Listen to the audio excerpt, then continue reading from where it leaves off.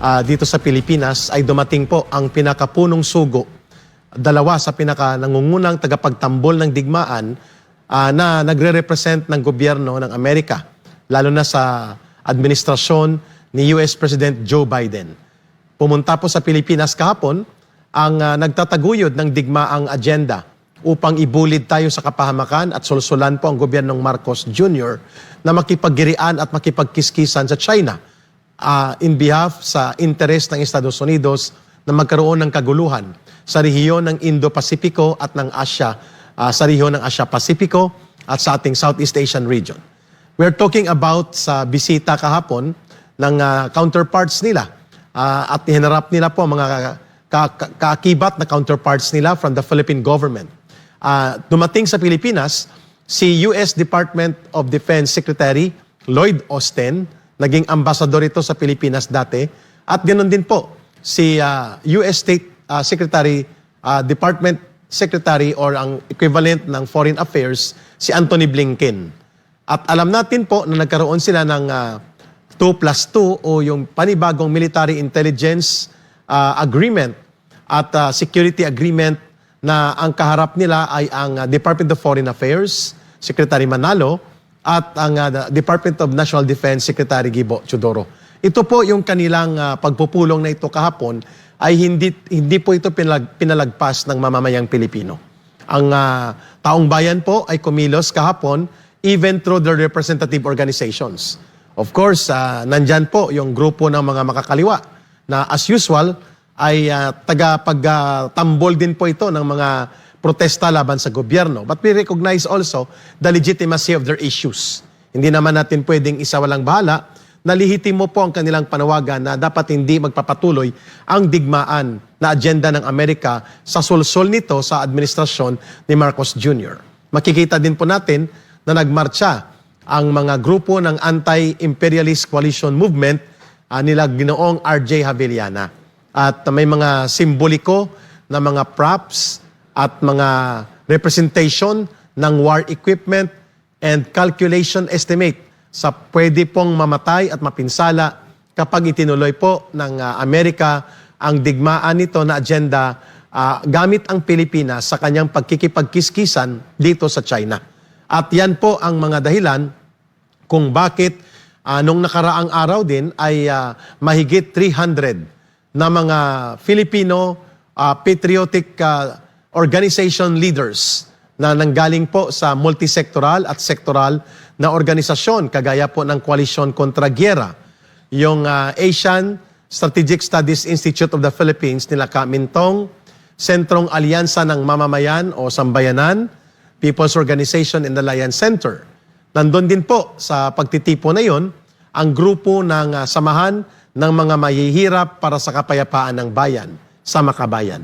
Dumating din po ang grupo nila Professor Romel Banlawi at ng ilan pang mga scholars na nag-aaral tungkol sa mabuti na relasyon at ugnayan ng mga bansa at pertaining to geopolitical interest ng Pilipinas at ng mga karatig bansa sa rehiyon ng Asia-Pasipiko at ng Indo-Pacific.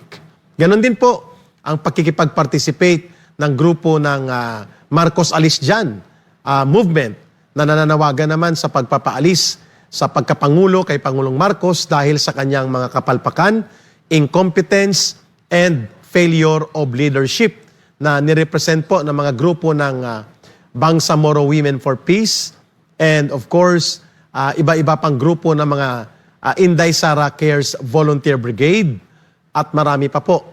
All in all, there were around 35 na mga multisectoral and sectoral organizations na sumama po kahapon nung nakarang araw. At kahapon po ay sumambulat din ang boses ng pagtutol at protesta ng mamamayang Pilipino dito sa hindi makatarungan at napakadelikado na hakbang ni Marcos Jr.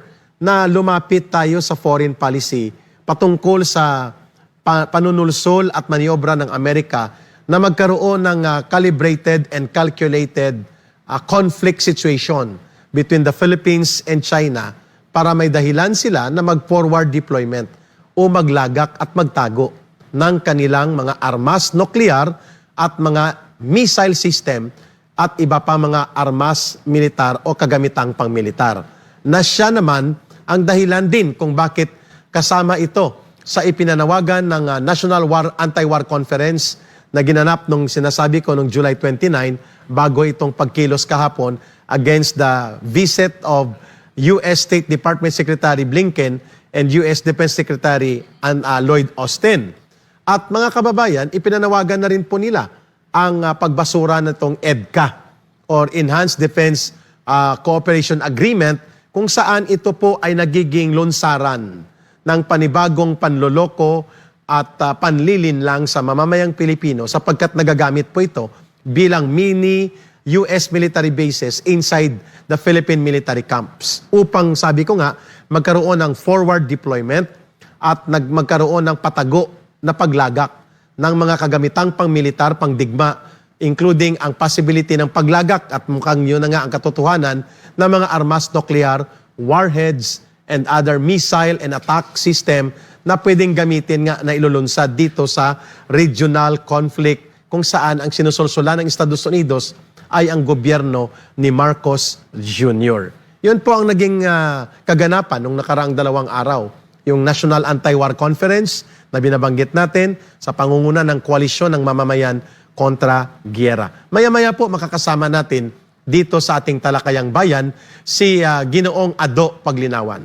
He was a former diplomat, writer, and consultant for diplomacy sa ating bansa and naging isa po sa masugid na peace advocate. At kasama po namin ito sa koalisyon ng mamamayan kontra giyera at sa Marcos Alis Dyan. We invited Ka-Ado Paglinawan to be part of Pilipinas Nating Mahal and we're trying to establish communication line with them. At pag-uusapan din natin ang iba pang kaganapan sa Davao City. Mayroon tayong natanggap na mga ulat na napakahalaga that the Kingdom of Jesus Christ Compound right now, o KOJC, Davao Cathedral, pinakasentro po sa Davao City ng Religious Administration and Worship Compound sa sentrong lungsod ng Davao, ay pinapalibutan na ngayon ng police deployment. Similar to hamleting. Pag sinabi pong hamleting, ay kinokordon off at kinokontrol ang mga movement ng tao, ng population, at sila po ay ginigipit, pati na po ang kanilang mga activities. Iyon po ngayon ang nararamdaman doon sa Davao City. So before po natin talakayin itong US war instigators na mga officials na bumisita sa Pilipinas, si State Department Secretary Blinken at US Defense Secretary Lloyd Austin with Ka-Ado Paglinawan, pati na po ang EDCA na napakadelikado at mga kaakibat na issue, tunghayan po muna natin ito ang isang ulat update mula po sa Davao City sa sinasabi ko kanina na pagkubkub o similar to hamleting na ginagamit nung panahon ng martial law sa tatay ni Bongbong Marcos Jr. sa mga baryo o mga lugar na gusto nilang i-control ang movement ng mga tao at i-militarize ang lugar. Ganon din po sa Vietnam War. Tunghayan po natin itong interesting development na pati ang backdoor compound or backdoor area ng Davao Cathedral Compound ng Kingdom of Jesus Christ ay mayroon na pong deployment ng mga pulis. Tunghayan po natin ito. Ang duty, ma'am, kuhan po naman 6 to 12 naman, ma'am. 6 to 12. Pero na yung Yes, ma'am. reliable naman, sir. Yes, ma'am. So, 24 hours ang Yes, ma'am. iyang visibility diri, sir.